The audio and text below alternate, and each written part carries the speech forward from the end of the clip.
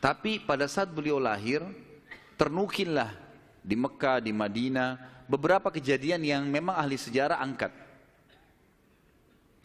Yang pertama, kejadian yang unik pada saat Nabi SAW lahir adalah terlihatnya bintang Ahmad namanya. Apa itu bintang Ahmad? Orang-orang Yahudi yang ada di Madinah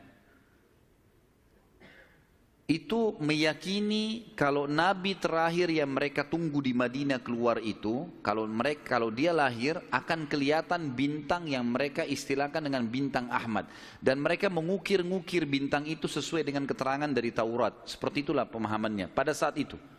Tapi ini pada saat itu dinukil oleh Hassan ibn Thabit radhiyallahu anhu, penyair Nabi SAW. Kebetulan umurnya dia beda 7 tahun dengan Nabi SAW. Beliau mengatakan setelah masuk Islam, setelah Nabi SAW hijrah ke Madinah, beliau mengatakan pada hari Nabi SAW lahir, aku kebetulan berada di salah satu benteng Yahudi, dan naiklah di malam hari kebetulan salah satu pendeta Yahudi lalu teriak dengan suara keras, wahai Yahudi, hai sekalian kaum Yahudi, sungguh telah terlihat pada malam ini bintangnya Ahmad, dan tidak terlihat kecuali pada saat ia lahir. Dan menurut Hassan ibn Thabit radhiyallahu anhu, memang umurnya beda 7 tahun dengan Nabi SAW, dan pada hari itu memang hari kelahiran baginda Nabi SAW. Yang kedua, dinukil oleh para ulama tentang masalah kejadian-kejadian unik adalah Nabi SAW pada saat lagi Aminah melahirkan, maka dikatakan melahirkan tanpa ada rasa kesulitan sedikit pun, jadi sangat mudah. Yang ketiga, pada saat lahir, maka Nabi SAW dalam kondisi mengangkat kepalanya ke langit, seakan-akan orang yang sedang berdoa.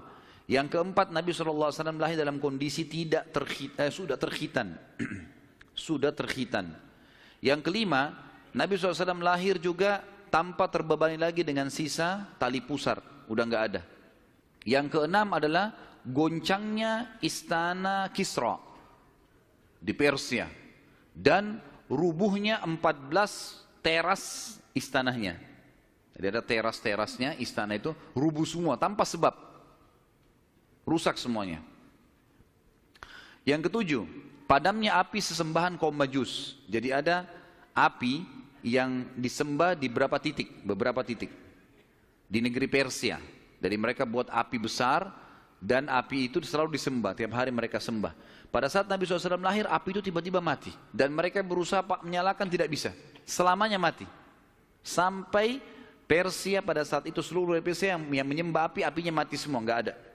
Yang kedelapan, hanyutnya air sungai Sawa.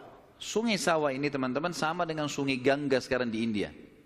Di kultus dianggap ini sungai apalah, keramat lah dan seterusnya, gitu kan.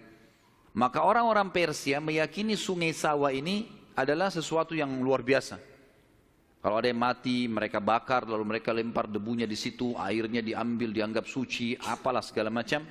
Subhanallah, karena sungai ini selalu ditaruh tumbal segala macam. Waktu Nabi SAW lahir, air sungai ini hilang, nggak ada airnya sama sekali, kering. Sampai sungai Sawa dilupain udah, nggak ada lagi sungai. Namanya memang sungai Sawa.